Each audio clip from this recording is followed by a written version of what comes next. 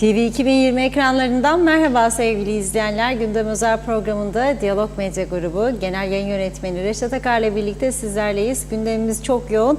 Hemen konuları paylaşalım. İlk olarak evet, ülkemizde suçların hemen her alanda artması nedeniyle Gündem Özel'in dünkü yayınında gündeme getirilen sonradan vatandaş olanlarla ilgili öneri kamuoyunda geniş yankı yarattı. Halkın Partisi Genel Başkanı Kudret Özersay da sonradan vatandaş olan ve ağır suçlar işleyenlerin vatandaşlıklarının iptal edilebileceği konusunda çeşitli ülkelerden örnekler verdi. Özersay ile canlı telefon bağlantısı gerçekleştireceğiz. Ayrıca vatandaşlarla yapılan röportajlarımızı da yayınlayacağız. Sonrasında hükümetin hazırladığı yabancılar ve muhaciret değişiklik yasa tasarısının komitede görüşüldüğü ve genel kurula havale edileceği bildirildi. Söz konusu yasanın meclisten geçmesi halinde daha önce ülkeden ihraç edilenlere geri dönüş hakkı verilecek, detaylarını konuşacağız. Üçüncü olarak Geçitköy Pompa İstasyonu'nda oluşan arıza nedeniyle bu sabah 8 itibariyle ada geneline su sağlanamıyor. Diyalog Medya'ya ulaşan Su İşleri Dairesi Müdürü Tarkan Çeki, arızanın ikinci pompa istasyonunda meydana geldiğini, sorunun ne zaman çözüleceğinin ise bilinmediğini söyledi. Suyun idareli kullanılmasını istedi. Konuyla ilgili olarak Belediyeler Birliği Başkanı Mahmut Özçınar'la da canlı telefon bağlantısı gerçekleştireceğiz. Bu arada elektrik kurumu çalışanlarının örgütlü olduğu Elsen Sendikası bugün grev yaparak vezne işlemlerini durdururken 92 milyon lira borcu olduğu gerekçesiyle Ercan Havaalanı'nın elektriğinin kesildiği bildirildi. Yine ayrıntıları var, paylaşacağız. Dördüncü olarak Dünya Çevre Günü münasebetiyle bugün Cumhuriyet Meclisi'nde çok sayıda konuşma yapıldı. Ancak Genel Kurul salonu her zamanki gibi boştu. Konuyla ilgili tartışmalara da yer vereceğiz. Son olarak da Türkiye'de bulunan Cumhurbaşkanı Ersin Tatar 1974 Barış Harekatı ile ilgili olarak düzenlenen panele katıldı. Cumhurbaşkanlığı tarafından yapılan açıklamada ise Atlı Merasim Birliği kuruluyor haberleri gerçeği yansıtmıyor denildi. Yine konuşacağız. Evet, buyurun Reşat Bey. Evet, herkese hayırlı günler dileyerek başlayalım. Maalesef bir söz vardır, küçücük fıçıcık içi dolu turşucuk diye. Çarşıdan aldım bir tane, eve geldim 1000 tane nar. Bir tane alıyorsunuz, kırınca içinden 1000 tane çıkıyor. Aynen Kıbrıs'ta küçücük derler. Ya ne bulup da konuşuyorsunuz bu Kıbrıs'ta her gün? Türkiye'deki gazeteci arkadaşlarım soruyorlar bana. Ben de diyorum, yahu diyorum, siz tabii çok konuşamıyorsunuz orada bazı nedenlerden dolayı. Konuşmak istediklerinizin çok az bir kısmını konuşabiliyorsunuz. Biz de küçük bir ülkedir ama çok sorun olduğu için biz de bu çok sorunları konuşmak zorunda kalıyoruz. Ve bir kısmı da tabii sizinle bağlantılı olduğu için, yani ana yavru ilişkileri, Türkiye-Kuzey Kıbrıs ilişkileri. O yüzden her gün konu çıkıyor. Sabah uyandığımızda acaba bugün neyi gündeme alalım diye düşünürken veya bu program bittikten sonra gece boş oturduğumuzu sanmayın. Bir sonraki gün ne yapalım, hangi programı, hangi konuları ele alalım diye düşünmeye başlıyoruz. Arkadaşlarımıza görev veriyoruz. Tabii bazıları gelip evinde ya başka yerde yer içer. Bazıları da program hazırlığı yapar, çalışır, gider işte yürütür. Bugün öyle oldu. Dün akşam başladık. Bugün sabah uyandığımızda konu başlıkları yetersiz olacak diye düşünüyordum şahsen. Öğleye doğru konular arttı. Bir telefonla elektrik kurumu yönetiminden birini arıyoruz. Arkadaşımız Su İşleri Dairesi Müdürünü arıyor. Diğer arkadaşımız Belediyeler Birliği Başkanı. Diğeri ben Kudret Bey'le konuşuyorum. Diğeri başka birisiyle. Böyle bir yoğunluk içerisinde haber başlıklarını toparlıyoruz ve doğruları yansıtmak amacıyla buraya geliyoruz. Stüdyodan sizlere sesleniyoruz. Biz de biliyorsunuz atmasyon tutmasyon gibi bir anlayış yok haberciliğimizde. Teyit etmeye çalışıyoruz. Edebildiğimiz ölçüde tabii. Şimdi dün bu program akışı içerisinde polise bir günde 3 ayrı şiddet olayının yaşandığını aktarmıştık. Yani saldırıyorlar, dövüyorlar polisi de. Ertesi günü diyor ki çok sarhoştum kusura bakmayın diyor. Bu ülke kültürüne uyman sen. Biz de buradan dedik ki bunun cezası 2 yıla kadar hapislik öngörülüyor ama hafif bir suç olarak kabul ediliyor. Yani yargıç gittiği zaman böyle bir olay karşısına hiç ceza vermeyebilir. Nitekim karşıyadaki yakadaki maçtan sonra mahkemeye dahi çıkarılmadı. Polisi düşürüp dövenler mesela. O yüzden bir fikir gündeme getirdik dün burada. Dedik ki sonradan vatandaş olan bir şahıs eğer suç işliyorsa, eğer uyuşturucu ticareti, eğer şiddet, cinayet, tecavüz, o zaman vatandaşlığı sorgulanmalı, iptal edilmeli, deport edilmeli. Bu yönde çalışma yapılmalı dedik. Program sonrasında Sayın Kudret Özersay yoğun bir araştırma yaptığını, bazı sonuçlar elde ettiğini söyledi. Dolayısıyla biz de bugün programın başında kendisiyle bir canlı telefon bağlantısı kurmayı kararlaştırdık. Galiba hazır. Evet, yayınımızda, hattımızda. Merhaba, hoş geldiniz yayınımıza. Funda Hanım merhaba, iyi yayınlar. Reşat Bey merhabalar. Selamlar hocam. Nasılsınız hocam? Teşekkür ederim. Çok sıcak bir hava var. Evet. İyi olmaya çalışıyoruz. Hava evet. Bugün Lefkoşa veya Türkiye'li vatandaşların dediği gibi Lefkoşa'ya varmak üzereyken ben öğle saatlerinde 41,5'uydu. Yani Haziran'ın başındayız. Demek bu sene Ağustos'ta 50-55'leri görebiliriz. Aman dikkat, bir de elektrikte su da olmasa aman da aman da aman da. Su yokmuş şimdi. Su sıkıntısı başladı bugünden itibaren.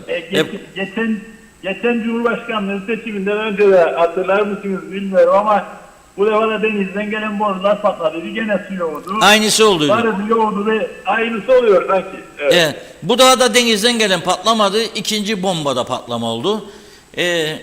Onunla ilgili kimseden ne zaman giderilebileceğini bilmiyor. Şimdi konumuza geçelim. Biz dedik ki bugün de diyaloğun manşetinde var. Yüce Meclis değiştirmeli dedik, yürürlükteki yasa. Hafif suç olarak görüyor, değiştirin dedik. Siz çalıştınız, ben sizi kutluyorum. Bir siyasetçi olarak dünkü programımızı da izlediniz. Ardından araştırma yaptınız. Diğer ülkelerde nasıl bir yöntem uygulanıyor sonradan vatandaş olanlara. Sonra bugün bir açıklama yaptınız. Dediniz ki ağır ceza gerektiren suçları işleyenler vatandaşlıktan çıkarılmalıdır.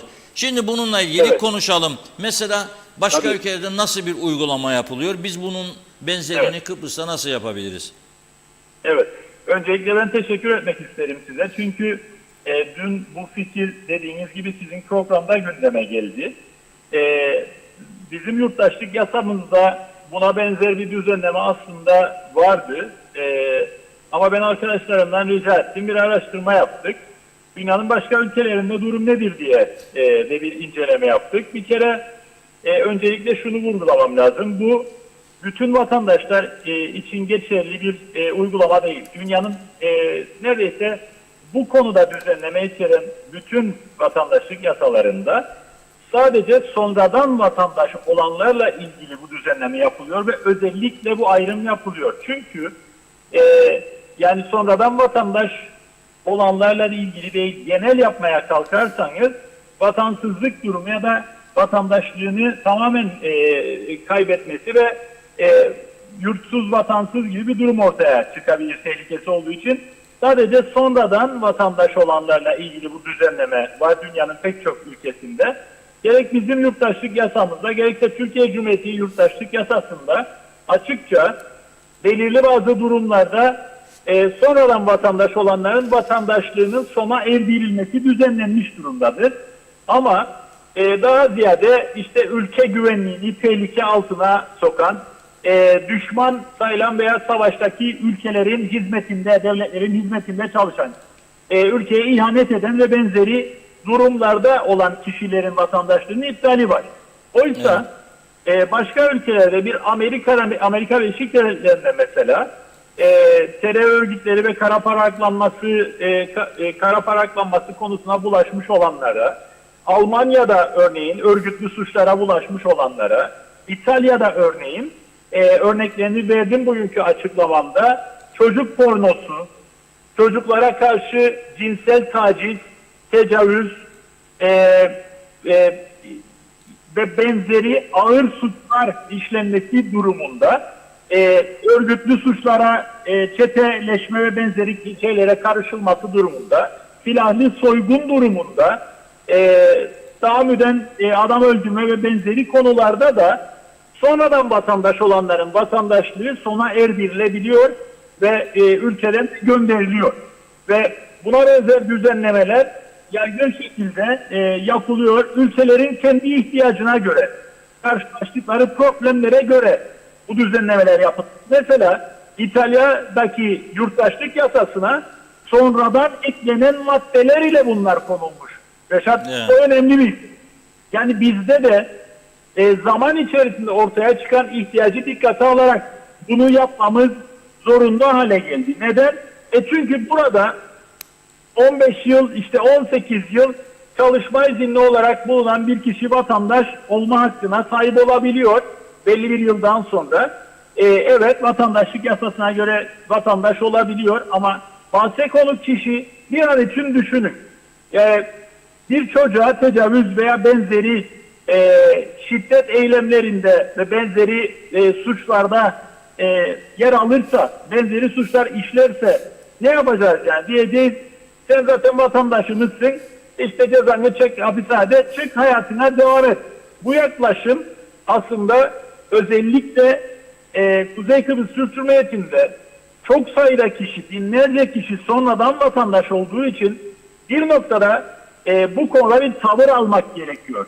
Yani ne istersen yap, sen artık bir defa vatandaş oldun, ondan sonra bunun geriye dönüşü yoktur gibi bir yaklaşım, artık bizim bu yaklaşımdan vazgeçmemiz gerekiyor. Çünkü dün sizin programda da değindiniz, kamuoyunda toplumda infial yaratan suçlar var.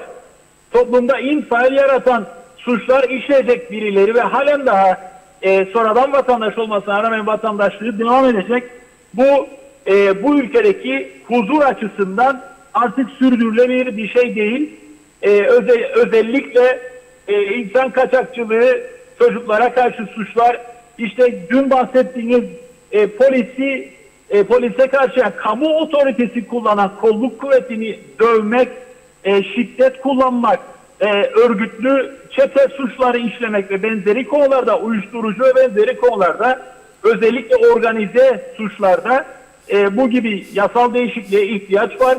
Dediğim gibi bu zor bir şey değil ve başka ülkelerde de sonradan yurttaşlık yasasına eklenerek yapılıyor. Özetle bu ülkedeki huzuru sağlamak istiyorsak, bu vatandaşlıkla ilgili sizin daha önce dün bahsettiğiniz görüşe aynen katılıyorum ve bunu düzenlemek mümkün. Dünyada bunun örneği yok falan diye, dünyada çok örneği var. İhtiyacımıza uygun bir biçimde yurttaşlığını, ağır ceza gerektiren suç işleyenlerin yurttaşlığını sona erdirmek ve vatandaşlıktan çıkarmak gerekir. Ama bu yeterli değil. Çünkü bu ülkede vatandaş olmasa da ikamet izni ve çeşitli izinlerle kalan kişilerin de aslında sınır dışı edilmeleri uygulamasında daha katı kurallara ihtiyacımız var. Ama son bir nokta, üçüncü bir nokta, ülkede huzur sağlamak istiyorsak birilerini böyle yakalayıp yurt dışına atmazdan önce o birilerinin ülkeye gelişinin kurallarını zorlaştırmamız gerekir. Özellikle tabela üniversiteleri çerçevesinde tedbir almamız gerekir.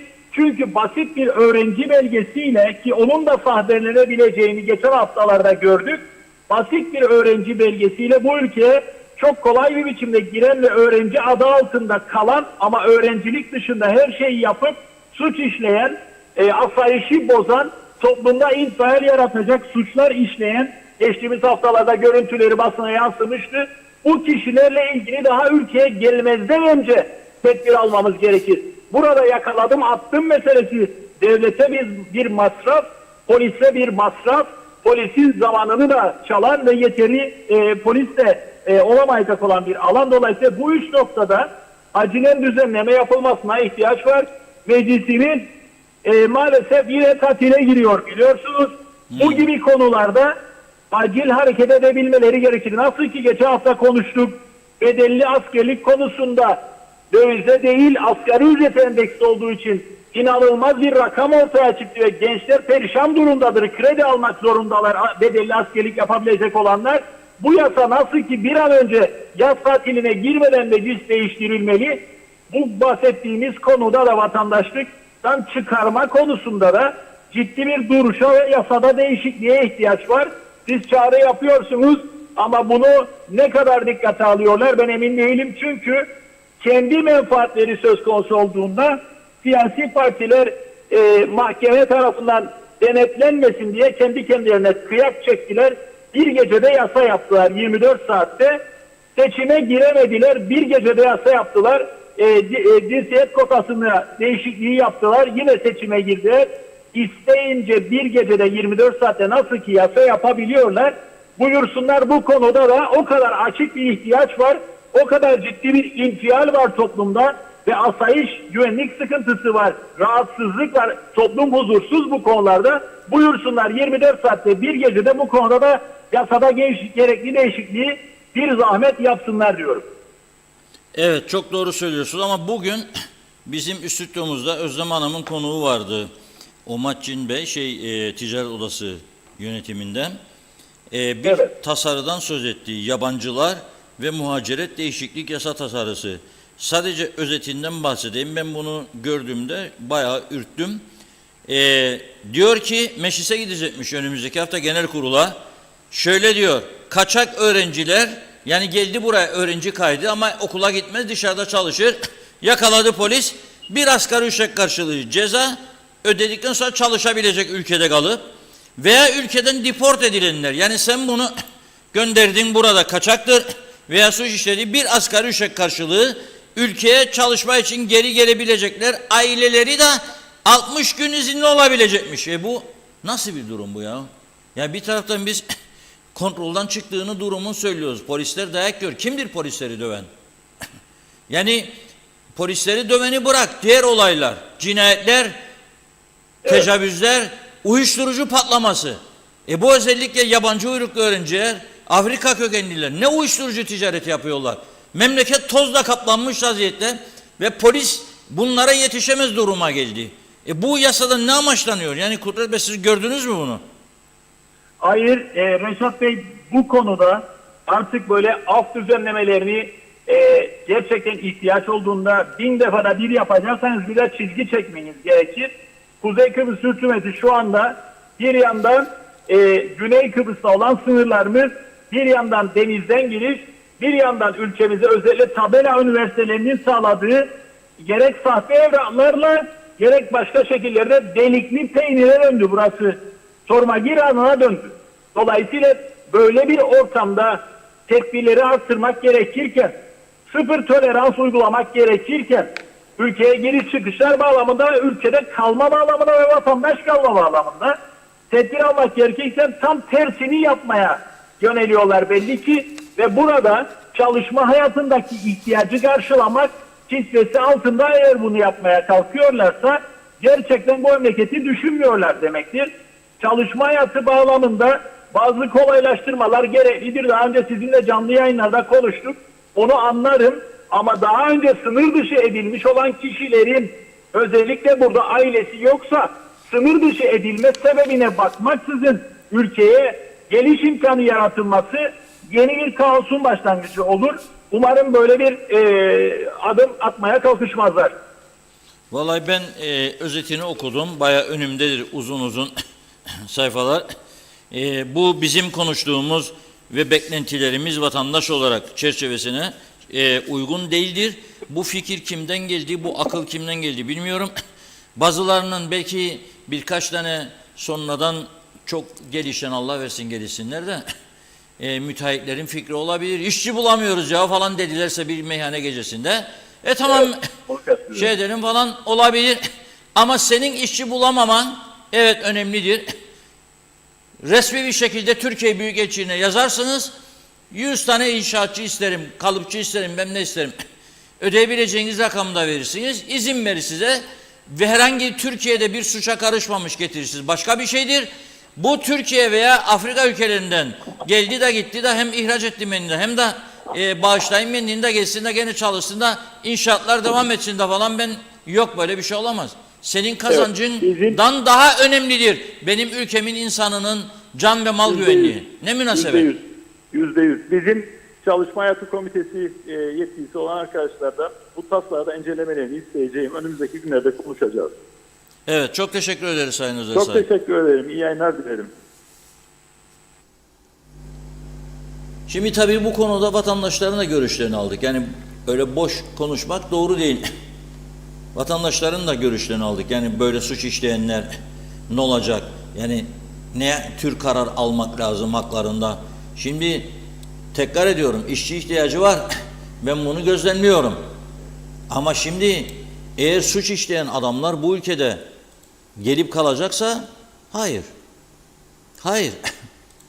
Eğer bu ülkede senin işçi ihtiyacın varsa rakamını yazacaksın, bildireceksin. Yok yoldan geçene gel başlat inşaatta.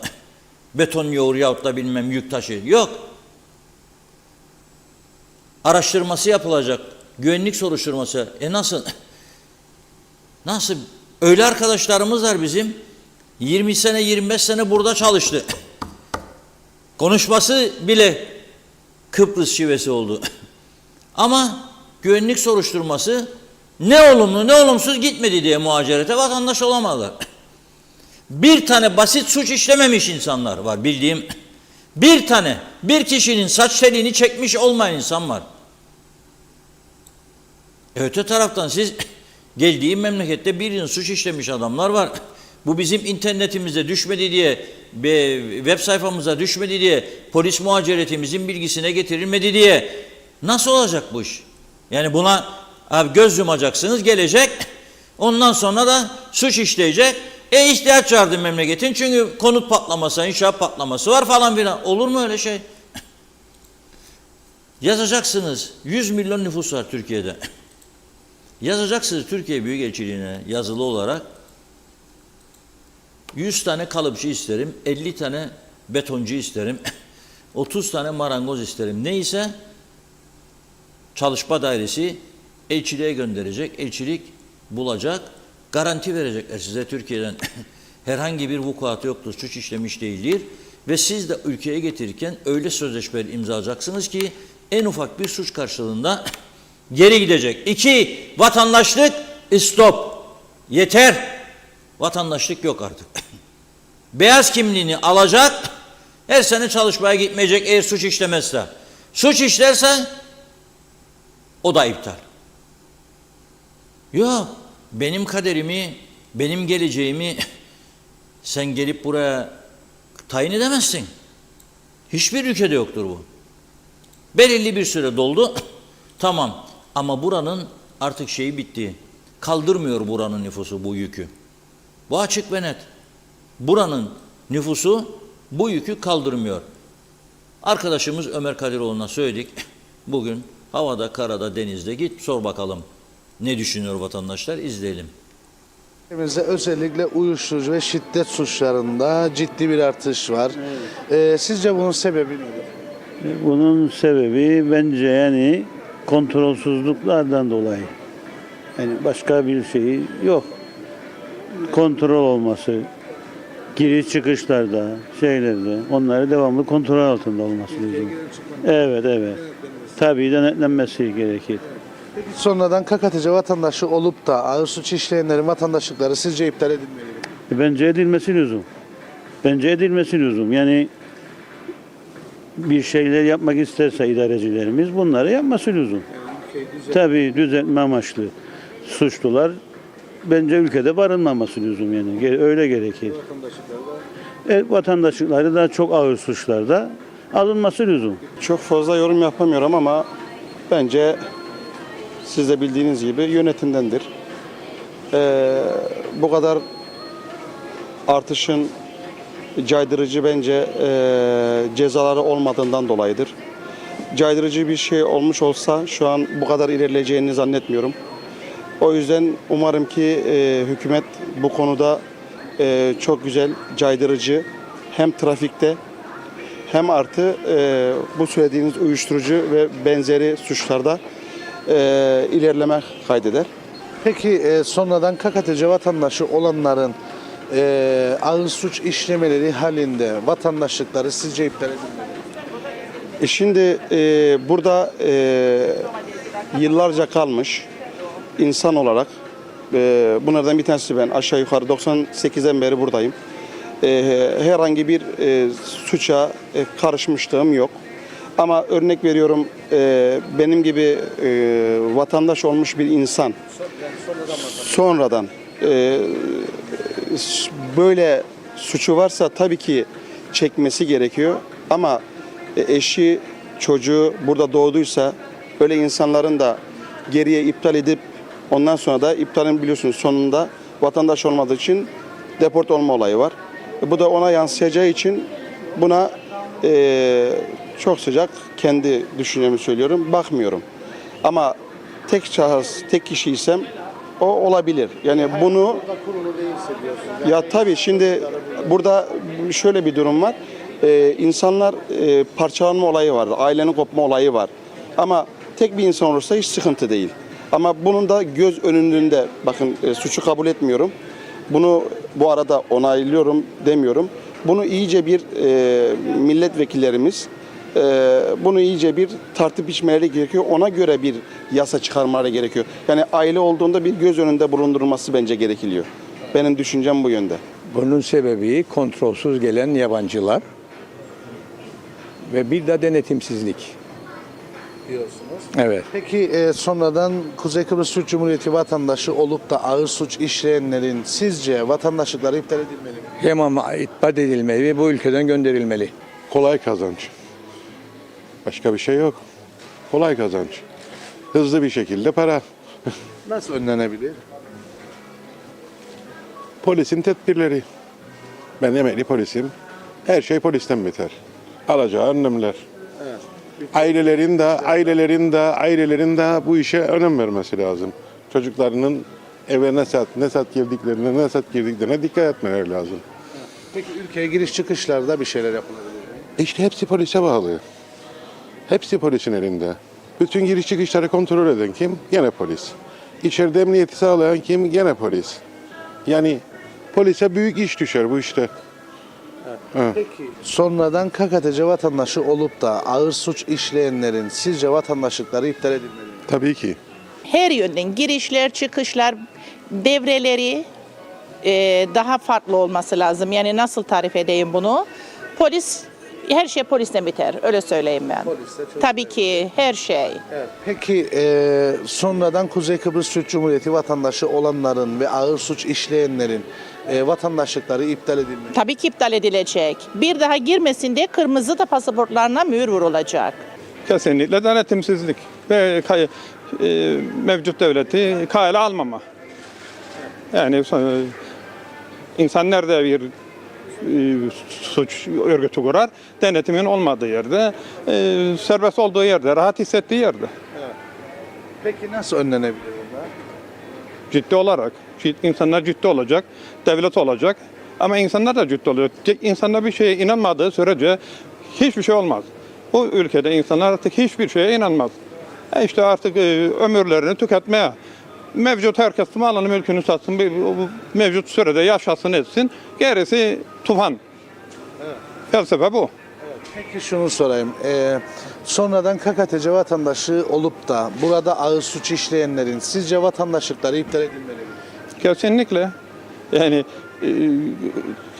her suçlu cezasını çekmeli. Niye vatandaş yapıldı ki? Zaten bir kere bu ülkede insanlar niye vatandaş yapılır? Ülkemizde özellikle uyuşturucu ve şiddet olaylarında ciddi bir artış yaşanıyor. Sizce bunun nedeni nedir? Vallahi önce büyük denetlemesidir bu istasyonu. Hükümetin bayağı bir denetlemek lazım müşteri. Önüne gelen girer, bunun içinde kimin ne yaptığı belli değil. Evet, yani giriş çıkışlarda bir... Gerçi sıkı bir denetlemek lazım. Evet. Peki sonradan Kuzey Kıbrıs Türk Cumhuriyeti vatandaşı olup da ağır suç işleyenlerin sizce vatandaşlıkları iptal edilmeli mi? Kesin edilmeli lazım, ya yurt dışı edilmeli lazım.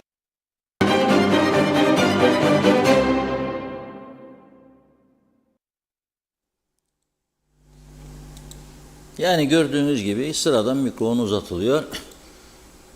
Burada doğma büyüme olanlar, sonradan vatandaş olanlar da suç işleyenler gönderilsin diyor. Bunu yapmak zorunda. Ben daha önce bahsetmiştim. Dünya çapında isim yapmış Londra'da bir mağaza var. Nedir? Yabancıların mutlaka içine girmese de önünden geçtikleri bir mağaza vardır. Bazı mesela çok gösterişe meraklı, sonradan zengin olan insanlarımız da o mağazaya girer. Bir ufak bir şey de alsa geldiğinde Kıbrıs'a der ki sen bilir misin bunu ben kaça aldım? Bana ne kaç aldıysan? Harrods derler Türkiye'liler. Harrods'tan aldım diyorlar. Harrods mağazasının sahibi Mısırlı iş adamı. Birkaç yıl oldu galiba hayata veda edeli. Prenses Diana da onun oğluyla Paris'te kaza geçirmişti. Biliyorsunuz ikisi de öldü. Allah rahmet eylesin. Adamı 50 sene Harrods dünya ismini yaratan adam oturma izni var. Fakat kendisini ölünceye kadar vatandaş yapmadılar. Gerekçesi İngiliz istihbarat servisinde herhalde. Bilmiyorum. Ama yapmadılar. Ama Kıbrıs'a gelip vatandaş olup Kıbrıs'ta vatandaş olduktan sonra KKTC vatandaşı İngiltere'ye gidip o zaman İngiltere vize almıyordu, istemiyordu Kıbrıslı Türklerden. Havaalanında KKTC pasaportunu yere atıp üzerine çıkıp çiğneyen kökeni Kıbrıslı olmayanlara da yasal mevzuat çerçevesinde İngiliz oturma izni veriyordu. Bedava ev ve çalışmadan maaş bağlıyordu. İngiltere bütçesine ağır bir yük oluşturdu. 1996 yılı. 1996 yılı. Cumhuriyet Gazetesi'nin İngiltere temsilcisiyim. Bu konularla çok ilgileniyorum ve İngiliz polisinden de bilgiler alıyorum. Dönemin Cumhurbaşkanımız, merhum kurucu Cumhurbaşkanımız Rauf Denktaş'a Kıbrıs'taki İngiliz Yüksek Komiseri birkaç kez ziyaret düzenleyip gidiyor. Diyor ki Denktaş Bey bakınız ambargolardan şikayet edersiniz ama biz garantör ülke olarak KKTC pasaportlarına vize almayan, vize istemeden sınır kapılarına giriş veriyoruz. Gidiyor İngiltere'ye, veriyor KKTC pasaportunu. İngiliz birkaç soru soruyor. Nerede kalacak, ne yapacak, cebinde kaç para var? Ama çıkar cebindeki parayı göreyim demiyor.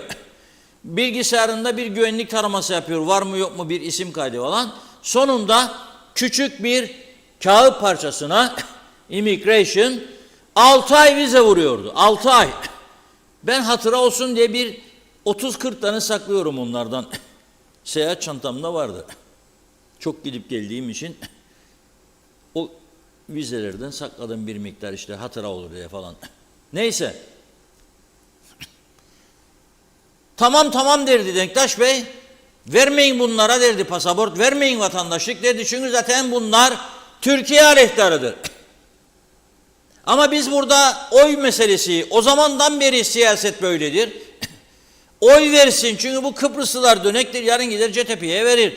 O bir gün ona verir. Ben ne olurum falan diye düşünür herhalde Denktaş Bey. Ne oldu?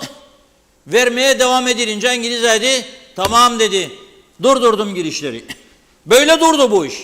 Tabii şimdi çok sayıda insan belki de parlamentodakilerin büyük bir çoğunluğu da bilmiyor bunu. Öyle durdurdu İngiltere girişimizi. Ve dedi gelin İngiliz konsolosluğuna, Türk tarafında da vardır konsolosluğumuz, bizi alınız diye. Bu ne demektir? Bir yıl masraf. Fotoğraf çekecek, vize parası ödeyecek, bilmem ne yapacak falan. Halbuki daha önce para mara da yok. Böyleydi.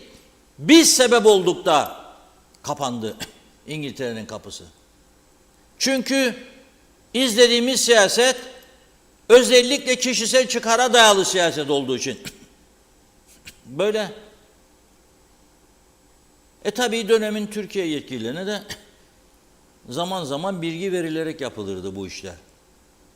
Yani yapılan yanlışların büyük bir çoğunluğu karşılıklı görüş alışverişinden sonra olmuştur ve oluyordur. Bu böyle.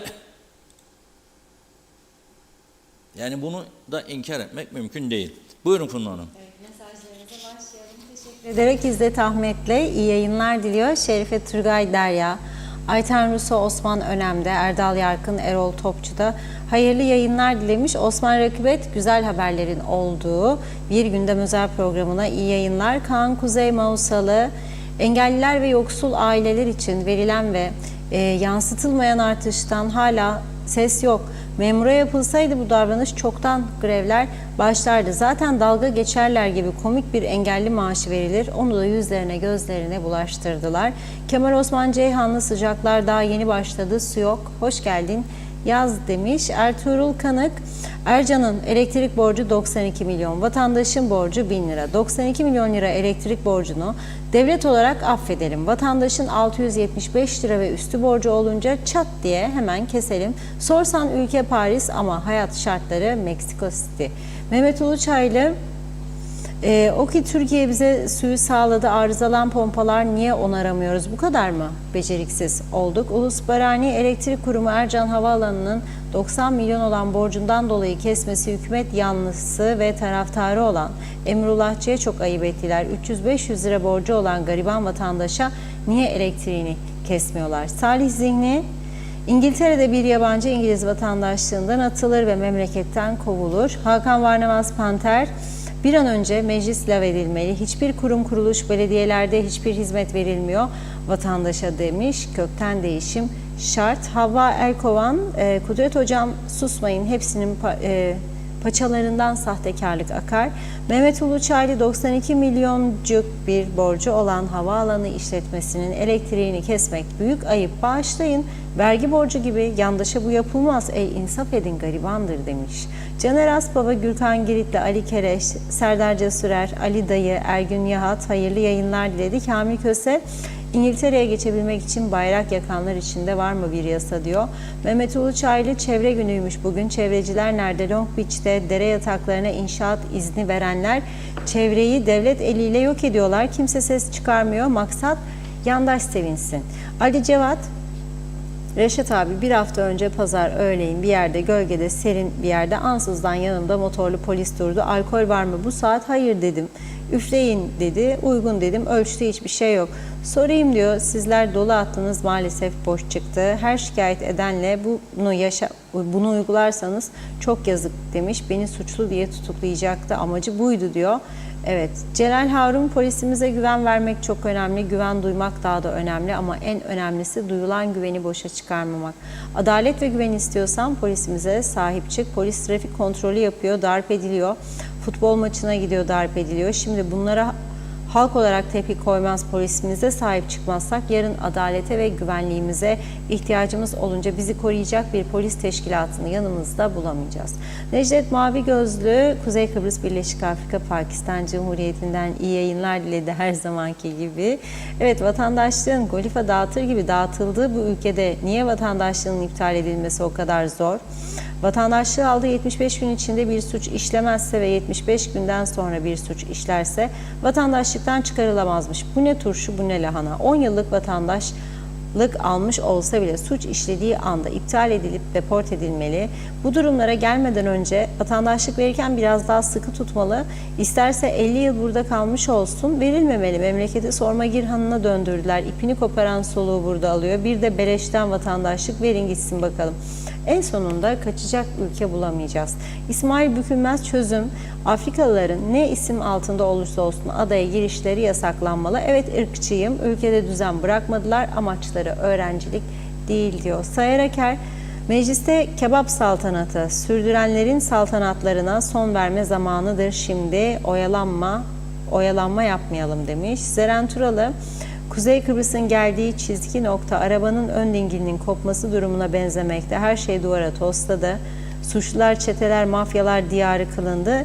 Niçin, neden acaba? Bir dönem merhum Şeyh Nazım Kıbrıs'ın da dediği gibi Ülkeyi bugüne dek yönettiğini zannedenler esasen yönetilmesi gereken kişilerdir. Yasaların ayaklar altına alınması bir yana anayasa göz göre göre çiğnenmekte, yerine göre bazı doktorların, öğretmenlerin, bazı polis mensuplarının çevrelerine halka davranış şekilleri hiç de kabul edilecek durumda değil.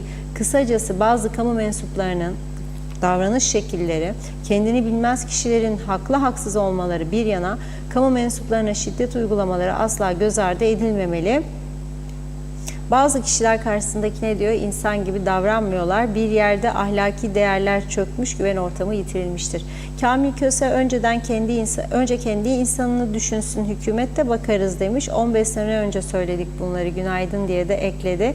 İzzet Ahmet, milliyetçiler 1977 yılında söyledik. Gün gelecek Kıbrıs'ı Türk kalmayacak, mumla arayacaksınız dedik. Komünist dediniz, Rumcu dediniz, şimdi şikayet etmeyin diyor. Mehmet Uluçaylı, gerçekten dünyada tekik, benzerimiz yok. Suçlular hem ülkemizde kol geziyor, o da yetmezmiş gibi vatandaşlık veriliyor. Vay halimize, meclisteki tüm vekiller keyif peşinde, yaptıkları yemeli içmeli açılışları da icraattan sayıyorlar. Alın çantacıklarınızı doğru mahalleye. Sayar Aker, Avrupa'dan örnek alamadık, Afrika'dan işsizler can pahasına Avrupa'ya kanatlanıyorlar demiş. Uluslararası Müteahhitler Birliği inşaatlarda çalışacak personele doğru dürüst maaş verselerdi diyor.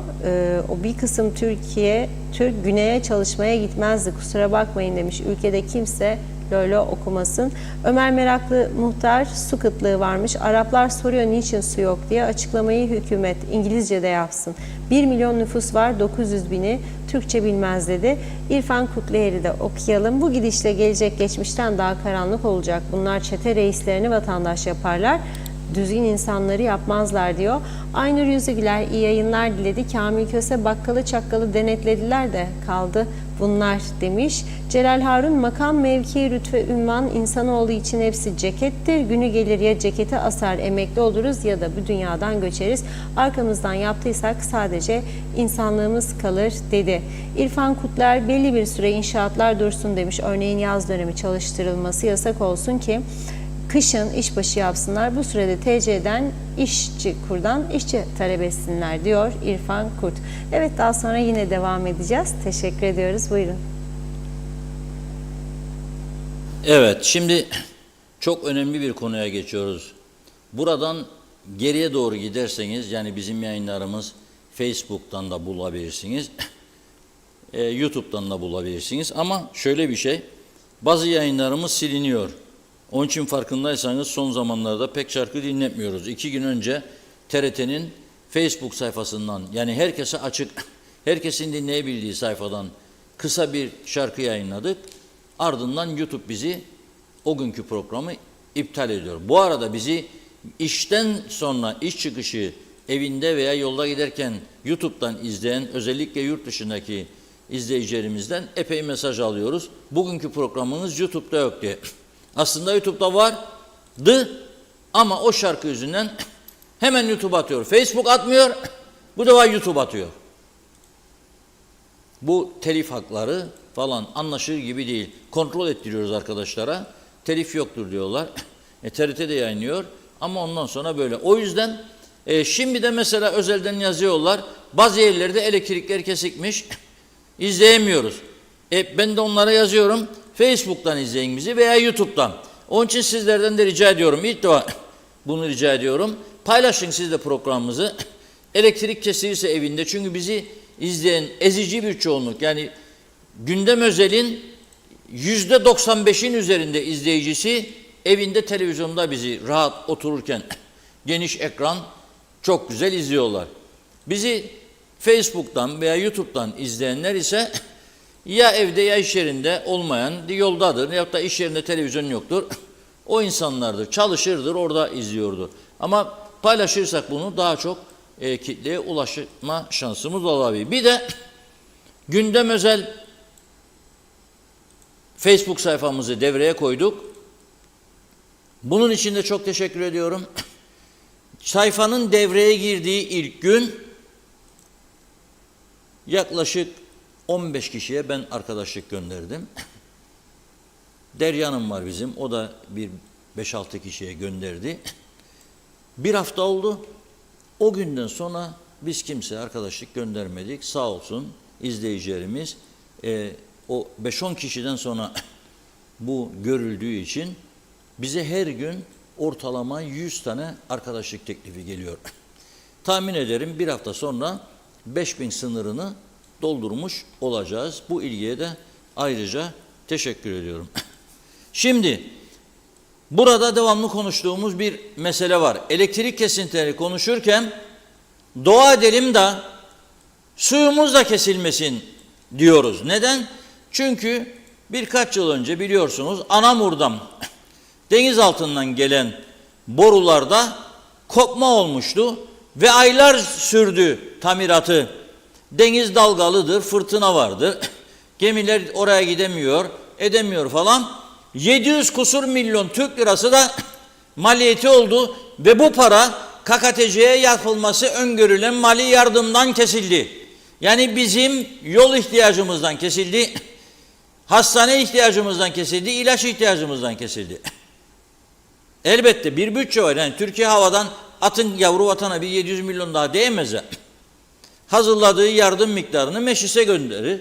Türkiye Büyük Millet Meclisi onayladıktan sonra bir dış yardım olarak kabul edilir. Çünkü Kuzey Kıbrıs'a vilayet değilsin. Türkiye bütçesinin içine koysun seni. Dış yardım olarak kabul ediliyor. Şimdi bu gerçeği dikkate alarak ve zannederim medyada da tek diyalogtur bunu yapan yıllardır. Devamlı biz Tarım Bakanlığı Su Dairesi ile irtibata geçip arkadaşlarımız mevcut gölet veya ne bileyim barajlarımızda, barajlar işte benim bildiğim bir tane Geçikköy Barajı'dır. Diğerleri gölet kapsamındadır. 16 veya 17 göletimizin yarıdan fazlası kurumuş vaziyette. 2 yıl, 3 yıl kadar önce Tatlısu'daki gölet 800 bin Türk lirasına tekrar çalışır, su tutar hale getirilmişti. Yani 2 yıl önce Tatlısu'yla birlikte diğer 10 tane daha yapılsaydı 8 milyon gidecekti. Ya başlayalım Allah kerim, anavatan zaten gönderir, Anamur'dan gümbür gümbür su gelir. Geçikköy Barajı dolar da şarapta geri denize gider. Delirdiniz mi siz göletlere para yatıracaksınız? Yahu tamam da taşıma suyla değirmen dönmez diye bir atasözü vardır. Ya gene o borular koparsa diye devamlı gündeme getiriyoruz. Şimdi nitekim bugün ya koparsa değil, pompada arıza olmuş. Şimdi sabahtan beri uyarı yapılıyor. Arkadaşımız Özlem Çimendal rica ettik. Su Dairesi Müdürü Tarkan Çeki ile görüştü ve diyor ki şu anda 2. pompa istasyonunda meydana gelen bir arıza vardır. Boyutunun ne olduğunu tespit için çalışmaları sürdürmekteyiz diyor.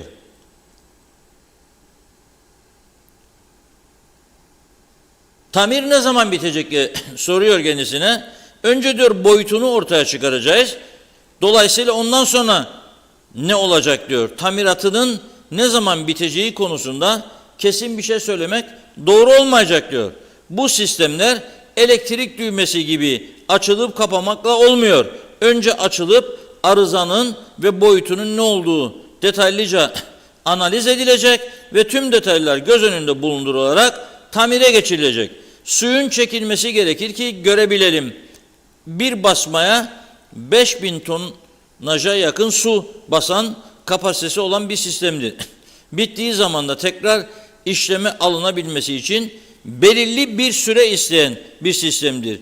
3 saatte olabilir, 12 saatte olabilir diyor. Ve biz diyor arızanın tamir edilmesi elzemdir bu arızanın tamir diyor. Bu nedenle ada genelinde kesintiye gitmek zorunda kaldık. Ama önce diyor arızanın ne olduğunu gidereceğiz. Anamur suyunda bir tehlike yok diyor. Anamur suyu gelir, boşalır. Ondan sonra 1. pompa, 2. pompa da dağıtımı yapan pompadır. Esas sorun oradadır. Dağıtım yapamıyoruz diyor.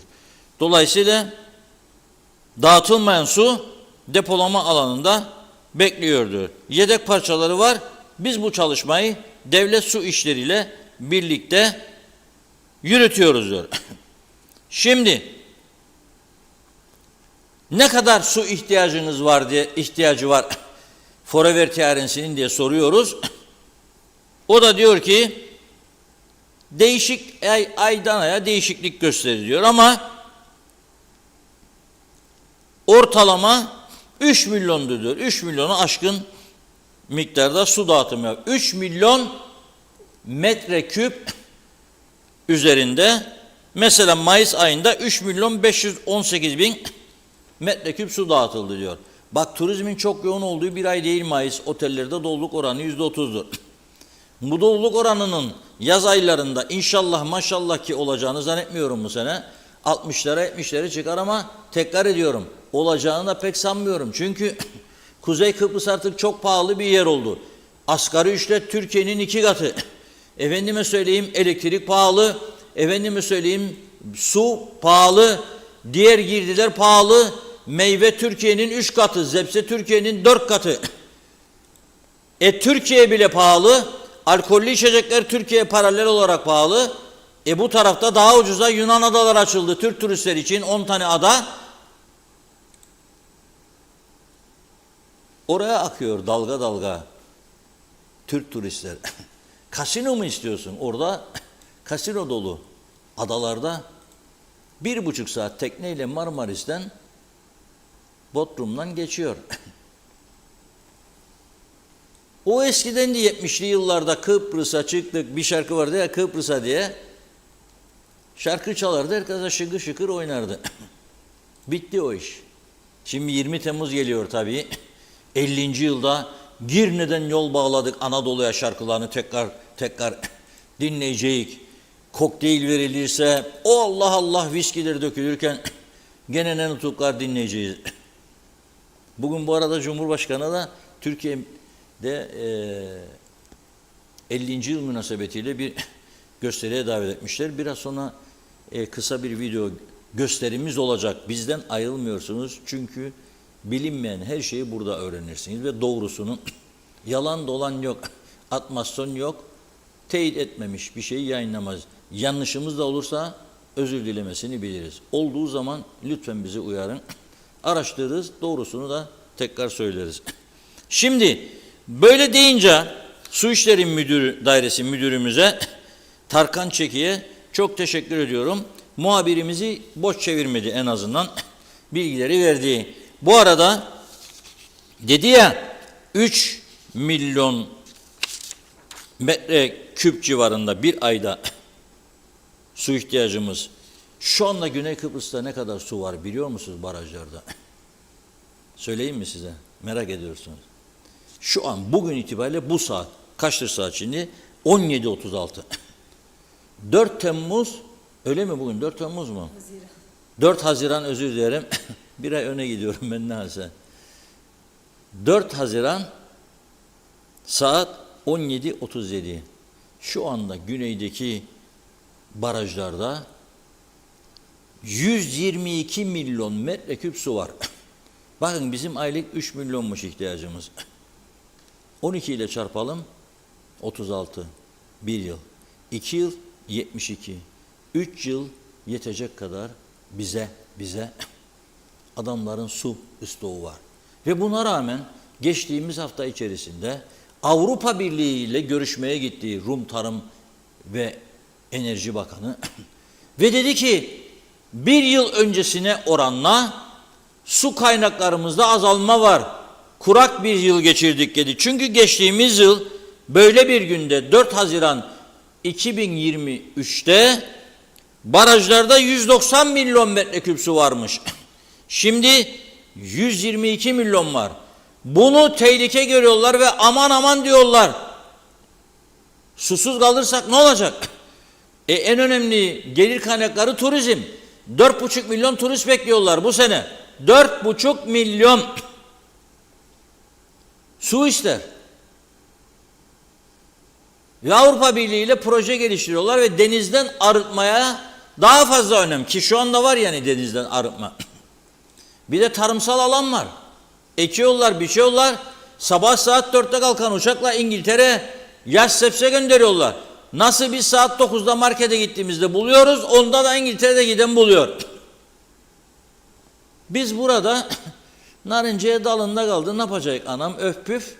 Efendime söyleyeyim, kuraklık oldu, ekinler olmadı, gene kuraklık tazminatları hazırlansın falan filan. Şu anda tek bir sektör kaldı. Emlak sektörü patlaması, ama 2004 yılında da oldu diye dikkat edin. Ondan sonra balon patlayınca işler geri gittiydi. Şimdi ne olacak bilemem. Demek istediğim şu ki, Güney Kıbrıs'ın 17 barajında şu an itibariyle 122 milyon metreküp su var. Kuzey Kıbrıs'ın ayda ihtiyacı 3,5 milyon metreküp civarında. Ve ne gün su gelecek belli değil. Belediye başkanları, şimdi Belediyeler Birliği Başkanımızı da arıyorlar. Mahmut Özçınar Bey arkadaşlarımız. Ama Girne Belediye Başkanı Murat Şenkul, az önce sosyal medyada gördüm, programa gelirken bir paylaşım yapmış. Tüm vatandaşlarımızın dikkatine diyor. Özellikle Alsancak'ta yaşayanlar Lapta'da dikkat etsinler diyor. Türkiye'den gelen suyun Geçikköy üzerinden ülkeye dağıtılma noktasında meydana gelen arızayla ilgili teknik ekipler çalışmakla birlikte sorunun tam olarak ne zaman biteceği ve şebekeye ne zaman su verileceği henüz netleşmiş değildir. Muhtemelen yarın sabahtan itibaren diyor, yani yarın sabah çarşamba, güzel gündür. Birçok bölgemizde su yaşanmaya başlanacaktır diyor. Depoları doldurun bir an önce. Tankercilere de iç çıktı şimdi. Aman Allah'ım aman, arada bul bakalım tankerci bulabilsen. Yerel kaynaklar bizim ihtiyacımızın ancak %40'ını karşılamaya yeterlidir diyor. Tüm bu veriler ışığında lütfen suyu idareli kullanalım diyor. Vallahi et için babado bullo, daha ucuz lokanta için Andrulla taverna. Şimdi ne olacak? Su için güneydeki tesisler. Gidip bir güzel yıkanırsınız, duşunuzu da alırsınız. Sonra birkaç bidon doldurur gelirsiniz. Hem bir gezme olur, Avrupa turu olur. Hazır mı Mahmut Bey? Mahmut Bey hattımızda. Hoş geldiniz yayınımıza. Merhaba. Sayın Başkan. İyi günler Sayın Murat Bey. Nasılsınız Sayın Başkanım? İyi, yani yoğun bu sıcaklarda bu aralık küresel ısınmanın etkisini ülkemiz hisseder durumdadır. Evet, keşke kalsaydınız Berlin'de birkaç hafta daha. Hani gittiydiniz de çevre tetkik teması inceleme. Evet. Evet. Berlin serin değil mi? Oraları daha serin tabii, ama onlarda da küresel ısınmanın verdiği sıkıntılar var. Yani bu dünyanın bir gerçeği halinde artık. Evet. Şimdi az önce Murat Şenkul'un da bir paylaşımını okudum. Size ne tür bilgi verildi bu su sıkıntısıyla ilgili? Güzelyurt, eğer bu su gelmezse sizin eskiden meşhur kuyularınız vardı ama sonra tuzlandıydı. Ne durumdadır? Kuyuları mı devreye koyacaksınız? Ne yapacaksınız?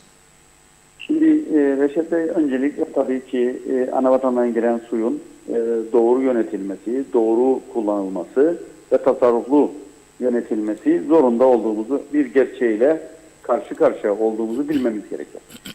Yani dünyada artık su yönetimleri hassas yönetilmeli, dikkatli yönetilmeli ve tasarruf tedbirlerini her zaman ve doğabilecek olumsuzluklara karşı da belli projeler, belli programları hareket etmemiz gerekir. Şimdi Türkiye'den gelen 75 milyonluk yıllık su gelişi, biliyorsunuz daha önce yapılan açıklamalarla 35 milyonu kullanım suyu, 35 milyonu da tarım suyu olarak hedeflendi. Ve 50 yıllık olan bu projenin hedefi bu süreç içerisinde ülkemizdeki aküferleri zenginleştirmek, korumak ve olası bir küresel ısınma su noktasındaki sıkıntıların karşısında da avantajımız olan aküferi doğru yönetimimize sağlayabileceğim bir hedef koyduk. Şimdi Türkiye'nin Bu proje tahtında ülkemizin kuzey bölümünde öncelikle insanlara su sıkıntısı olan bölgelere ulaşım ağları yapıldı ve doğal olarak sistem çalışıyor. Bundan önce biliyorsunuz boru sisteminde olan arıza, bunun sıkıntılarını yaşadık. Demektir ki şu andaki bir arızada bile biz hazırlıklı olmalıyız, tedbirli olmalıyız ve insanımıza da doğru bilinçlendirme yöntemiyle doğru kullanmasını sağlamalıyız. Bunun başında da gerek belediyeler, gerekse Devlet Su İşleri Dairemiz tarım suyunun kullanımındaki tasarruf tedbirlerini alması gerekir. Doğru. Bugün için biz tabii biliyorsunuz ülkemizin günlük su ihtiyacı şu anda rakamlara baktığımız zaman şunu görüyoruz. Ortalama yıl itibariyle 12 ayda 2,5 milyonluk su kullanımı Türkiye Cumhuriyeti kaynaklı sudan oluşuyor. 1,5 milyonluk da aküferimizden elde ettiğimiz suyla yönetmeye çalışıyoruz. 3,5 milyon ayda yani. Evet. Bu ülkemizdeki nüfus artışı ve turizm sezonu bilhassa İskele bölgesindeki, Girne bölgesindeki, Esentepe bölgesindeki ve Lefkoşa Gönyeli bölgesindeki artış yüksekliği bu dağıtım noktasında bize ileriki günlerde sorun olacağının işaretidir aslında baktığımız zaman. Doğal olarak biz bir arızada buna uygun olarak kaynaklarımızı, mevcut kaynaklarımızı hazır durumda tutmalıyız. Hazır tuttuğumuz bu kaynakları da doğru yönetmeliyiz noktasında hareketle çözüm odaklı olmalıyız. Güzel ülke özelinde ise bizim tabii %50'lik kısmı Türkiye Cumhuriyeti kaynaklarından elde ettiğimiz suyla, DSİ'nin elde ettiğimiz suyla sağlıyoruz. Geriye kalanların da %50'lik kısmını da kendi öz kuyruklarımıza sağlıyoruz. Aslında bugün için mevcut sistemimizi bozmadığımız için bizim su kaynaklarımızı vatandaşımıza çok sıkıntı olmadan aşabilme şansımız var. Ama Lefkoşa, Mausa gibi ve Girne gibi nüfusun artışının yüksek olduğu bölgelerde buna hazır olmadığımızda bir gerçekle yüzleşiyoruz. Onun için biz insanımızdan tasarruflu su yönetimini yapmamız gerekir. Tasarruflu yönetmemiz, su yönetim yasalarını doğru zemine kullanmamız gerekir. Biliyorsunuz İngiltere'de yıllarca su sıkıntı yaşandığı zaman çimleri bile sulamama kanunları yaparlar. Doğru. Doğal olarak biz suyu ve üretim noktasında da suyu hovardıca kullanmamalıyız. Yani üretimin de maliyet hesaplarını dikkate alarak su ihtiyacı fazla olan ürünlerden kaçmalıyız. Veya üretim noktasında bir planlamaya ihtiyacımız var boyutundayız. Yani bunu Recep Bey bugün için konuşuyoruz ama bilmemiz gerekir ki bu küresel ısınma bizi daha zor günlere taşıyacaktır. Onun için bu konuda gerek yerel yönetimlerin, gerek merkezi yönetimlerin bu konuda daha dikkatli, daha hassas, daha iyi politikalar üretmek zorunluluğumuz var. Bize de sorumluluk düşer, merkezi hükümete de düşer.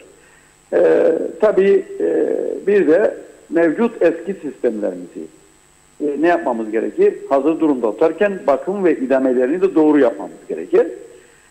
Geldiğimiz bugün için DSİ'nin arıtma sisteminde, yani Türkiye'den gelen suyun arıtılma sisteminde oluşan arıza bir arıza çalışmasıdır. Doğal olarak bunun sürecini elde ettiğimiz bilgiler ışığında en kısa zamanda çalışmalar devam ediyor. Şu anda çalışmalar son sürat devam ediyor. Su Dairesi Müdürlüğü'nden aldığım bilgi neticesinde ama bu konuda süre veremiyorlar.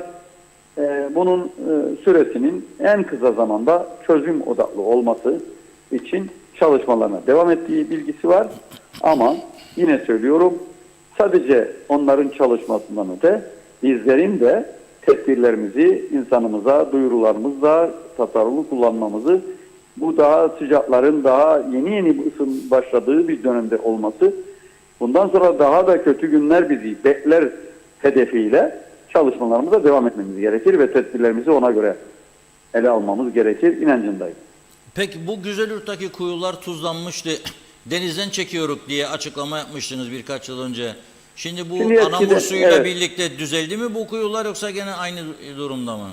Şimdi çekimi yüksek oranda tuttuğunuz müddetçe bunu aşamazsınız ama biliyorsun tarım suyunun bölgeye verilmesi sonrasında istenildiği hedefe doğru gitme şansı oluşmuştu.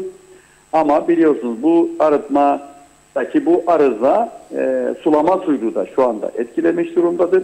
Doğal olarak Türkiye'den gelen suyun tarımda kullanılması boyutunu tüm alanlara ulaştırdığımız müddetçe bunu aşabileceğiz ve tuzlanmayı da bir nebzede azaltacağız. Zaten esas ana nokta mevcut aküferimizin depolarını normal eski haline dönüştürmektir.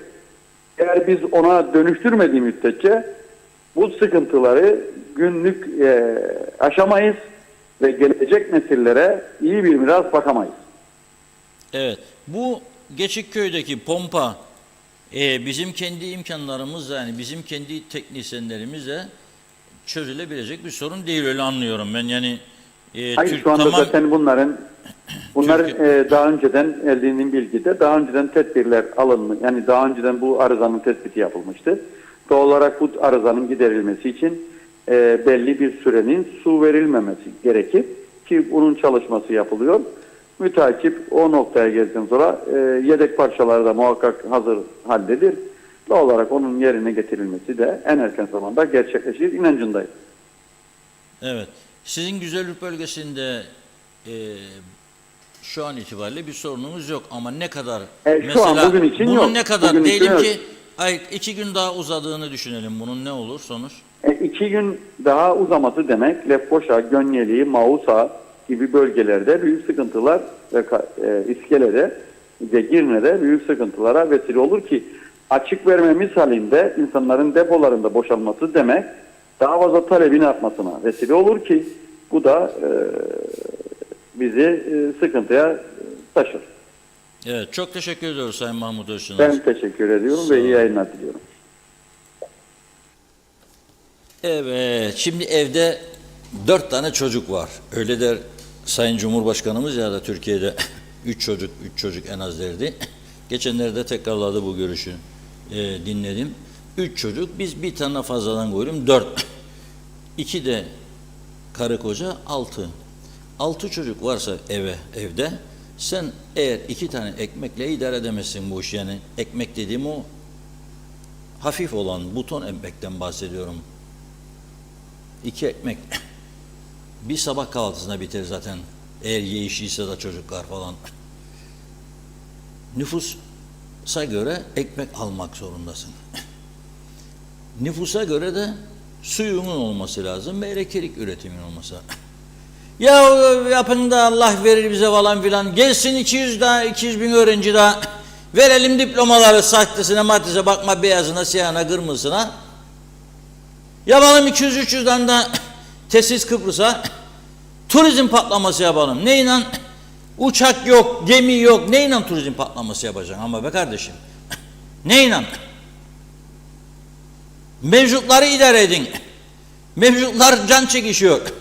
Mevcutlar birçok sorunu aşmak için kapı aşındırıyor. Gidiyor, geliyor. Olmuyor. Su da aynı durum. Senin barajların, göletlerinin yarısı kurumuş vaziyettedir. Su tutmaz. İçinde olanlar da ufacık tefecik göletler. Onlarda su yok. Yani ne olsa olacak, olmasa ne olacak? Nasıl çıkacaksınız bu işin içinden? Durum bence vahim. İnşallah hepimiz bu akşam yatmazdan önce, ben genelde öyle yaparım. Uyumazdan önce elimi açarım, dua ederim. Bu gelenektir yani hayatımda. Öyle bu akşam bir dua da su için yapacağız mutlaka.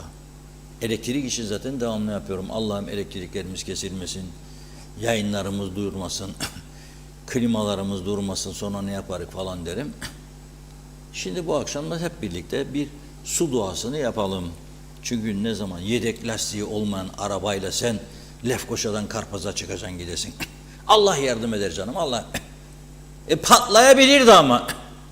Allah sana akıl verdi. Kullanasın diye. Yok ki dedi sana aklını kullanmadan yola çık. Her şey böyle günübirlik kararla bugüne geldiği maalesef üzücü bir durum. Ve bugün Ercan Havaalanı'nda bir ara elektrikleri kesildi diye falan haberler çıktı. Allah falan, sonra sendikayla konuştu arkadaşlar. Sendika demiş ki yok, Ercan'ı biz kesmedik. Ama bugün ödeme günü. Neyi kestiniz siz? Vezneleri durdurduk. Niçin? Bir personelle ilgili bir durum var. Bugün de son ödeme günüydü, ödemesem keseceğim dediniz. Bu da bir karmaşık durum. Yani tekleyen elektrikle ilgili sorunlar bitmez, bitmez, bitmez, bitmez. 90 kusur milyon borcu varmış Ercan Havaalanı'nın. Ne kadar? 92 milyon. Ödesin diyorlar. Dün Ercan Havaalanı'na aynı işletmenin otel yapmasından söz ettik. Eğer elektrik borcunu ödemediyse Ercan'ın, ben ona nasıl bir de orada otel izni vereceğim? Onu anlamadım ben yani. Burada bir çelişki var sayın bakanlar. Bir çelişki yok mu ya burada ama? 92 milyon elektrik borcu duruyor. Sen ona otel izni vereceğim diyorsun. Aynı zamanda.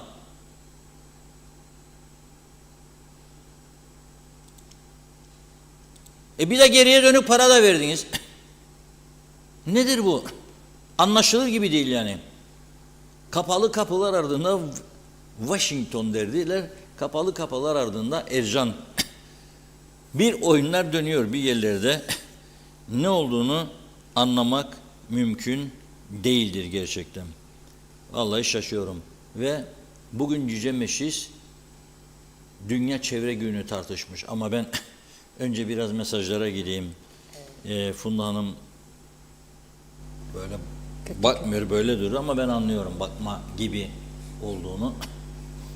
Biraz mesaj, ondan sonra sizi bugün iki ayrı konuya daha götüreceğim. İkisi de birbirinden güzel, önemli, dikkatinizi çekecek konular ama mesajlardan sonra.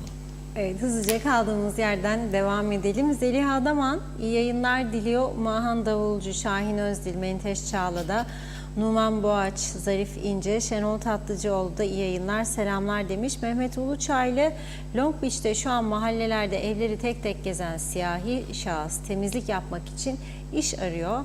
Acaba kaçak mı? Kim bilebilir? Hasan Nihat Erduran, kayıtsız devlet hizmet vermeyecek. Yurttaş olana 10 yıl şartlı yurttaşlık verilmeli. Belli suçlarda iptal ve deport, alacak ailesine gidecek. Necdet Mavigözlü, şu anda tüm inşaatlarda çalışanlar Afrikalı, Pakistanlı, bu insanları ucuza sigorta yatırmadan çalıştırıyorlar. Kıbrıslı işçilere hak ettiği maaşı vermedikleri için sigortasını yatırmak zorunluluğu olduğu için çalıştırmıyorlar. Benim vatandaşlarım da güneye gitmek zorunda kalıyor. Tek çözüm Afrikalı, Pakistanlı buradan deport edilmeli. Bakın bakalım demiş, o zaman işverenler onlar olmayınca Kıbrıslı işçi çalıştırır mı? Bence ister istemez çalıştıracak. Benim vatandaşım da güneye gitmek zorunda kalmayacak demiş. Hepsi deport edilmeli, net çözüm diyor. Kamil Köse, evet hikaye okunur gibi geldi bana. Örf adetleri de unutturuldu. Bu ülkede doğru dürüst mesleklerde çırak mı yetişiyor? Eskiden babalarımız şöyle bir laf ederdi. Bir esnafın yanına çırak verdiği zaman söyle derdiler. Eti senin, kemiği benim. Günümüzde kim ne diyebilir? Üretim bitmiştir bu ülkede. Fikret İpekçioğlu, Yüce Meclis'in dokunulmazlıkları kalkacak mı? Sizce kalkmadığı sürece bu düzensizlikler devam eder mi? Sayar Eker, hiç Kıbrıs'ı görmeyen çocukları babaları Kıbrıslı diye vatandaş sayarlar. Çağatay Donlar, Kıbrıslılar demiş dönektir, fırıldak gibi diyor. Vallahi hiç güleceğim yoktu. Hasan Nihat Erduran, 2023 gelir vergi listeleri resmi gazetede ne zaman çıkacakmış diyor. Diyalog yayınlayacak mı? Tabii ki. Evet, şirketleri, isimleri görüp iftihar edelim. Vergi cenneti forever ülkemizde demiş. Diğer mesajında da yurttaş, polisi, askeri korumalı yurttaşlık görevidir çünkü. Tema Yavaş, Londra'dan selamlar. Ben de vize alarak geldim Londra'ya. İngiltere seni deport ederse bir daha bu memlekete gelemezsin. Evet, Ahmet Gommado, ben her zaman YouTube'dan, laptop'tan izlerim demiş. Aytaç Bey, iyi ki varsınız, sayenizde sesimizi duyurabiliyoruz. Lütfen marketleri denetlesinler. Bir ürün alıyorsun, oradaki fiyat başka, ödemeye gidiyorsun, başka, denetim şart. Oğuz Aynalı, elektrik faturaları uçtu, benim yanımda kimse yok, 1000 lira fatura, 5-6 misli arttı. Soner Sabriler, Kıbrıs'a geldim, kendimi hala İngiltere'de hissettim. İngiltere'de Afrikalılar var, alıştık ama diyor Kıbrıs'ta bu kadar olması hayra alamet değil. İngiltere'de olan suçlardan çok daha suçlar işlenecek diyeceğim ama suçlar zaten aldı başını gidiyor. Hükümet bu kafayla giderse vay haline Kıbrıs halkına. Arzu Mucize, süpersiniz, iyi yayınlar demiş Hüseyin Derici. İskele'de şu an ne elektrik ne de su var. Alsancak'ta da yok. Celal Harun, Kuzey Kıbrıs'ta vatandaş her yerde soyuluyor soğan gibi. Turkcell, Telsim bir taraftan, marketler, kasaplar bir taraftan. Hasan Nihat Erduran, pompalar Türk malı, yedekleri vardır. Celal Harun, en büyük hırsız hayattır. Verdiği sözü tutmaz. Hayaller uçup gider, hiç aldırmaz. Yıldızlı gece gibi aldatır. Sabah koyup gideceğini duyurmaz. Ve hayat öyle bir hırsız ki demiş, senden çalar haberin olmaz. O yüzden bugün zor kazandığın hiçbir şeyi kolay kaybetme. Uğur Turan, hayvancıyı terbiye edecekler diye halkı perişan edecekler. Zerre umurlarında değil demiş. Ali Şentürk, Mayıs ayı hayat pahalılığı açıklanmadı mı hala diye soruyor. Hasan Nihat Erduran, belediyelerde %50 kayıp kaçak olduğu için suyu pahalı satar. Bu çok önemli. Çalışkan belediyeler şebekelerini yenilediler. Bu devam etmeli. Evet, Celal Harun, Çamlıbel bölgesinde de elektrik yok dedi. Arif Mustafa Cüce, Fikret Gönlübol, Fatma Gör, Mehmet İnancı iyi yayınlar diliyor. Necdet Mavigözlü, İşte hesapsız kitapsız nüfus artarsa suda, elektrikte kesilecek. O da gelsin, bu da gelsin. İşte memleket. Emekli olmuş da son zamanlarını rahat geçirmek için buraya gelmiş, ev almış. Hemen burası Filistin olacakmış diyenler var. İşte ben de diyorum, her parası olan gelip de ev almamalı. Yollar, su yetmiyor, hastane yetmiyor, polis çaresiz, hapishaneler full. Kapalı gişe hizmet veriyor diyor. Onun için buradan devamlı yazıyoruz demiş. İşte Geçitköy Barajı, su arıtma tesislerinde arıza. O da bir makine, çalışma gücü var diyor. Bu nüfusa yeterli hizmet veremiyor. Yakında Teknecik santrali gibi iflas edecek. Tüm yabancılar deport demiş Necdet Bey. Mehmet İnancı, Reşat Bey, bu ülkenin polisine sizden başka sahip çıkan olmadı dedi. Bizim ülke artık bitme noktasında demiş. Şerife Güneş, iyi yayınlar diliyor. Niyazi İnancı, adamızda olan hiçbir şey yok. Ülke iflasa doğru yol almış durumda. Yetkisizler uyuyor dedi. Bir iki mesaj daha aktaralım. Necdet Mavigözlü, Ercan Havalimanı'nın elektrik borcunu bize taksim etsinler. Vatandaş öder. Hasan Nihat Erduran, deniz dibinde kanalizasyon olmadan su sayacı takan belediye başkanlarından ilk kim hapse girecek acaba? Tahir Aktu, bir önde bir arkada diyor. Biz bunlara yetmiyoruz. Mehmet İnancı, Reşat Bey, ülkede elektrikler gidip geliyor, sular da kesilirse yandık dedi. Mümin Hasan'ı da okuyalım. Sorunu çözüldü mü? Konuşmadınız dedi. Daha var mesajımız, yine devam edeceğiz. Teşekkürler. Buyurun. Evet, 5 Haziran Dünya Çevre Haftası galiba. Yarın başta birkaç gün gidermiş diye kutlamalar var. İşte çevre günü münasebetiyle bazı etkinlikler oluyor, ne konuşmalar yapılıyor. Yüce Meclis de bugün bu konuyu ele aldı. Boş bir salonda muhalefet milletvekili Kuzey Kıbrıs'ın çevre sorunlarını sıralıyordu. Boş salonda ilgili bakan da ona cevap veriyordu. Kısaca bir buna bakalım önce. Verilen bir bakanlıktır bu aslında. Sayın Çavuşoğlu, ama bakanlığı nerededir? Yani bugün çevrenin konuşulacağı sır değildi.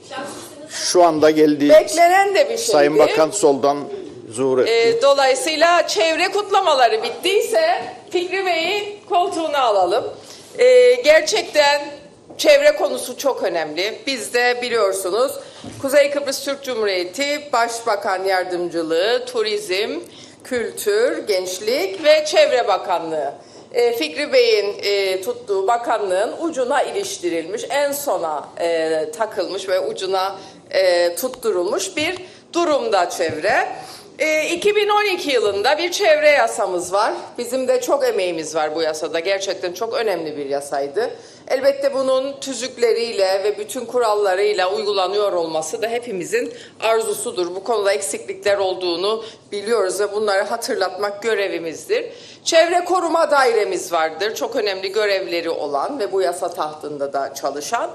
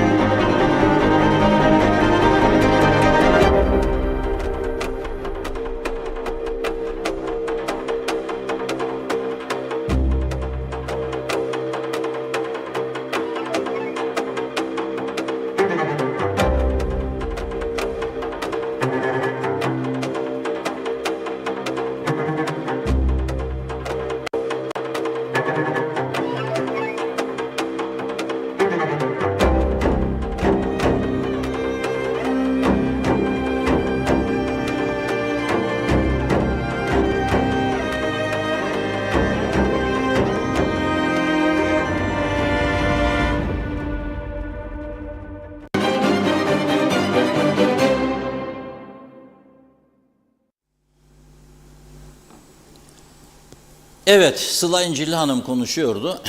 Salon bomboştu. Kendi partisi bile orada değildi tamamen. Bakanla çıktı. Dinledim, gerçekten çok hoşuma da gitti böyle. Pek de keyifli değildim o saatlerde, güleyim. Birilerine kafamdan kızıyordum. Ama gülmeye başladım. Okullarda çocuklara dedi çevre bilincini aşılamak için kitap dağıtımlarına başlanmıştır dedi. Ama ne güzel dedim. 5 yaşında 7 yaşında çocuklara çevre bilinci. Çocuğum çöpünü çöplüğün içine at, çöp sepetine, sokağa atma. Kirleden memleketi çocuk değil. Tabii ki çocuğa eğitim vereceksin, ders olacak üstelik. Yok ki şimdi kitap dağıtma geldi aklınıza. Devamlı ders olacak, bu hiç kesilmemeliydi. Bize anlatırlardı. Teneffüslerde bize çöp topladırdı hocalarımız ya. Bilmiyorum şimdi var mı? Bahçede, okulun bahçesinde çöp toplardık. Onun için başarılı insanlar çıktı bu ülkeden geçmişte. Hadi arayın bulun şimdi de bakalım hadi. Arayın bulun. Yabancı lisan eğitimi veriyoruz Kıbrıs'ta. Dünyaya falan filan. Ne? Adını yaz diyeceksin. İngilizce yazamaz. Yaz my name is Mahmut Kaçmaz. Yaz hadi. Onda bile zorluk var. Esas mesele kirleden biz ve bize ne ceza veriyorsunuz siz? Onu konuşun, bana dinleyin, merak ediyorum. Ben bugün bir kamyon çöpü Yüce Meclis'in önüne gelip dökersem veya Başbakanlığın önüne veya Turizm Bakanlığı'nın önüne, Çevre Bakanlığı'nın önüne bana kaç para ceza kesebilirsiniz? Ne cezası olabilir bunu? Onu söyleyin bana. Hala Lefkoşa Belediye Başkanı dediği gibi 18 TL mi cezası bunun? Ben değiştiğini duymadım bu yasanın. 120 bin insanın atığı denize veriliyor Girne'de yıllardır. Ne yapıyorsunuz bu konuda? Onu söyleyin bana. Belediye çıkamaz bu işin içinden. Ne yapıyorsunuz? Rum mülkleri ucuz bedava dağıtıldı. Çok insan isterlim milyoner oldu. Ama bir arıtma tesisini Girne'ye kazandıramadınız. İskele'de 100 milyar sterlin dönüyor şu anda. İskele'ye bir arıtma tesisini kazandıramadınız. Eksiği var, dönemiyor. 20 milyon dolar istermiş. Neredeymiş? Ya da euro. Çevre pislikten geçilmiyor. Ormanlar, sahiller, her taraf pislik içerisinde. Ana yollar, Ercan'dan çıkar adam Girne'ye gidinceye kadar gördüğü o orta refüjlerdeki pis kuru otlar insan boyuna, ağaç boyuna gelmiş. Onları bile temizleyemiyoruz ya. Onları bile temizleyemiyoruz. Nedir konuştuğumuz? Çukurlar, bizim bu sanayi bölgesine geliniz bakalım. Ha turist gelmez diyeceksiniz sanayiye. Ama turistik tesislerin ihtiyacının %90'ı bu bölgeden çıkıyor. Mobilya esler buradan, alüminyum kapı pencere esler buradan çıkar. Boya esler buradan çıkar. Gelin bakalım. Yok. Her taraf dökülüyor.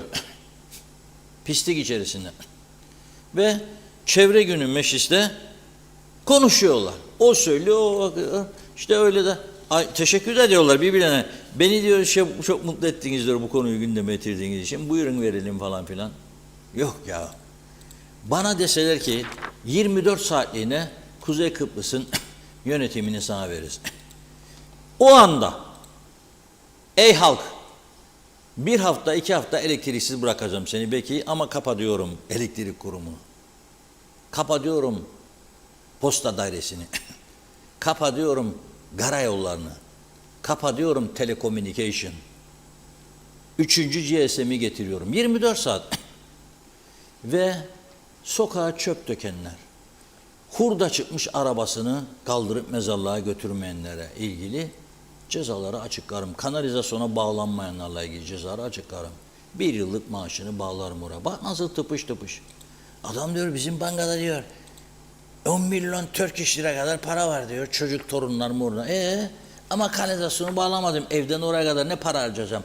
Benim ev diyor yukarıda eniş aşağı akar gider diyor o şeyler diyor. O şeyler dedi ne olduğunu anlarsınız değil mi? Pisliğin içinde yüzerek resmen. Da ne beklerdiniz yani? Tarım Bakanlığı da analiz yapmış. 19 ürünün 9'u pestisit kaldısı çıkmış. Ne beklerdiniz? Daha hormon tahlili yapamıyorlar ha. Yapamadıkları için de bilmiyoruz. Ama ben dikkat ederim. Şimdi özellikle genç nesilde böyle kollar body mu tabii dersi de alırlar ya body dersi, boks. Şimdi zihinsel çarpışmalar bitmiştir. Yani eskiden bilgi yarışmaları yaparlardı. Öyle bilgi yarışmasında hocam öperdi bizi başarılı olduğunda sınıf değil mi? Şimdi boks savaşları geçerleri bu ülkede. Polis durdurdu mu vur devir yere. Ne lan bitti bu iş. Ne bileyim kırmızıda neden geçiyor diye korna çal gelir gün badak vurur sana. Çünkü bir şey olmayacağını bilir. Yok ama olmaz. Bu şekilde götüremeyiz bu ülkeyi. Değil mi yani? Çok mutlu oldum ki Cumhurbaşkanımıza kalktılar bugün bir çamur atsınlar. Dediler ki bu kadar sorun varken bir de aklı merasim birliği kuruyormuş Cumhurbaşkanı. Vallahi olduğu yerden ister inanın ister inanmayın susturucu bir yanıt verdi Cumhurbaşkanı. Dedi ki yok böyle bir şey dedi. Bu yönde herhangi bir girişimin olmadığı ve hiçbir şekilde gündeme gelmediği belirterek vatandaşların kaynağı olmayan ve kurumsal olarak yapılmayan açıklamaya itibar etmemesini istedi. Cumhurbaşkanı ama bugün neredeydi? Bugün Genelkurmay'ın Barış Harekatı'nın 50. yıl dönümü münasebetiyle düzenlediği etkinlikteydi Türkiye'de. İzleyelim.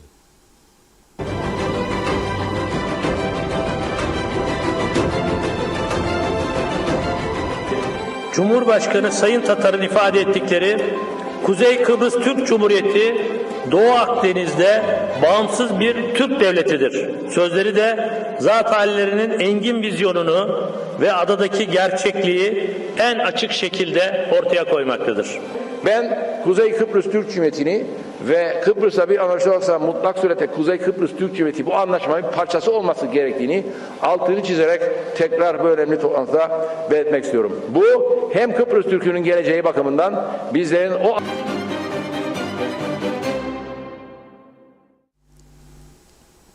Evet, aslında o atlı birlikten var mı görüntü bilmiyorum arkadaşlar. Ben çok seviyorum vallahi. Yani bütün eski Cumhurbaşkanı, mesela Mustafa Akıncı Bey, sosyal demokrat, öyle gösterişi van sevmeyen bir arkadaş. Mesela ona derlerdi, beni biliyor, çok da sevdiğini düşünüyorum beni, ben de onu seviyorum ama mesela derlerdi siyaset zamanında burnu yere düşse eğilip de almaz derlerdi.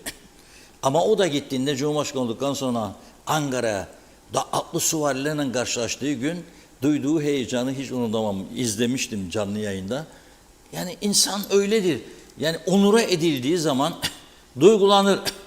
Atlı süvariler geçecek oradan düşün. Bak bak bak. Sen şimdi bizim Cumhurbaşkanı neden olmasın? Yani o kadar dev bir arazi var orada. Dev bir arazi var. Rumlar geçerken görecek bunu, çatlayacaklar. Ulan diyecek bizim Dimitri Hristofes hani. Zavallı. Saraya girer çıkar kimsenin haberi olmaz. Bu da bu tarafa bak böyle. Gelecek. Mesela gelen konuk.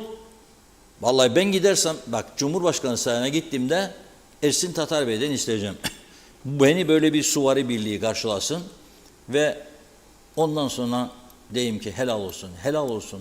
Bütün emeklerime bu ülke için, vatan için helal olsun diyeceğim. Barış Harekatı'nın 50. yılıdır. Bu yılda neden olmasın yani? 10 sene, 15 sene Denktaş Bey'in 10 tane koruması mı vardı? Ya yanından sağdan soldan giden Türkiye'deki gibi o büyük bir araba var, adını unuttum. Işıklar yanar söner böyle. Var mıydı? Yok. Başbakanın, meclis başkanının yoktu. Şimdi Denktaş Bey de herhalde yattığı yerden kahrediyordur kendi kendine. Yahu biz devleti de biz kurduk. Biz bunları yaşamadık. Yanlış yaptın Rauf diyordur kendi kendine herhalde. Senin de böyle korumalar, morumalar, eskotlar, ışıklar yanacak, sönecek. Devlet geçiyor buradan, devlet. Elektrik kesilmiş Çamlıbel'de yazıyor şimdi izleyici. Ya kolay mı geldik bugünlere? Eskiyi de hatırlayın. Hele 60'lı yıllar anamızın babamızın elinde karne zavallılar nohut fasulye gelir alırlardı. Yedirsinler çocuklarına diye. Amerikan yardım sütleri içirilmez miydi okullarda? Toz sütleri suyla karıştırırlar. Suların kalitesini kim ölçerdi zannedersiniz? Ama o zamanlar içilebilir su vardı ya. Gerçekten.